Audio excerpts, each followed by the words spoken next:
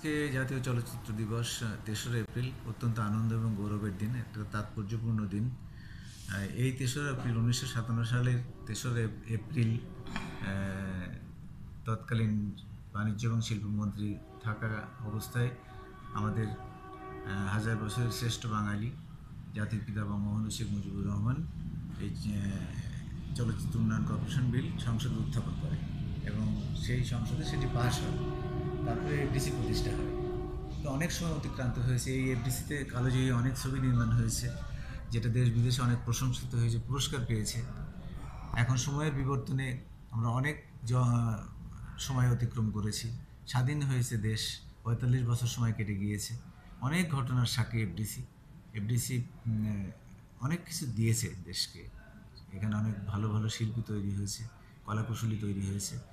আজকে আমি বিশ্বাস করি এবং আমি বলতেও চাই যে আজকের দিনটি আমরা সবাই মিলে প্রতি বছর যেন স্মরণ করি, কারণ জাতির পিতার স্বপ্ন ছিল, তিনি সেই আজ থেকে কত বছর আগে ভাবুন 1957 সালে তিনি স্বপ্ন দেখেছিলেন যে এই দেশের চলচ্চিত্র শিল্প দরকার এবং চলচ্চিত্র মানুষের জীবনের কথা বলে, মানুষের মননের কথা বলে, মানুষের কৃষ্টি কালচার ঐতিহ্যের কথা বলে। তো সেই জন্যেই এই শিল্পের উন্নয়ন দরকার, উত্তরণ দরকার, ভালো সিনেমা দরকার। আমরা চেষ্টা করছি সিনেমার তো একটা শিল্প হিসেবেও আমাদের মাননীয় প্রধানমন্ত্রী শেখ হাসিনাকে 2012 সালে এটাকে শিল্প হিসেবে ঘোষণা করেছেন এবং সেই থেকে আমরা জাতীয় চলচ্চিত্র দিবসও পালন করছি। তো আমি বিশ্বাস করি যে চলচ্চিত্র সঠিক ধারায় থাকবে এবং এর দিনে দিনে উত্তরণও ঘটবে।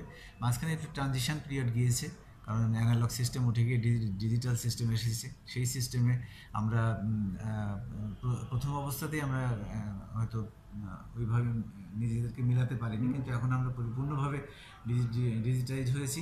আমাদের সমস্ত সরঞ্জাম যন্ত্রপাতি ডিজিটাল। মাননীয় প্রধানমন্ত্রী আমাদেরকে অনুদান দিয়েছেন, আমরা সেইটা দিয়ে সমস্ত যন্ত্রপাতি কিনেছি। এখন যে কোনো পরিচালক এখানে একটা পূর্ণাঙ্গ ডিজিটাল একটা ছবি নির্মাণ করতে পারে।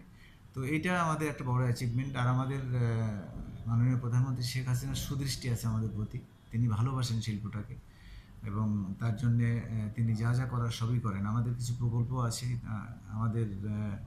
আমরা আমাদের গাজীপুরে আমাদের 105 একর জমি আছে, সেখানে আমরা ফিল্ম সিটি তৈরির উদ্যোগ নিয়েছি, বঙ্গবন্ধু ফিল্ম সিটি, যেটা প্রথম পর্যায়ের একটা ছোট আকারের কাজ চলছে। তো এটা 4টা পর্যায়ে হবে। এটা প্রথম পর্যায়ে ছোট হলো, দ্বিতীয় পর্যায়ে বড় হবে, তৃতীয় পর্যায়ে আরও বড় হবে, চতুর্থ পর্যায়ে আরও বড় হবে। তো আমরা সেটা নিয়ে এগিয়ে চলেছি এবং আমরা বিশ্বাস করি যে দেশে এই ধরনের একটা বড় ফিল্ম সিটি তৈরি হবে।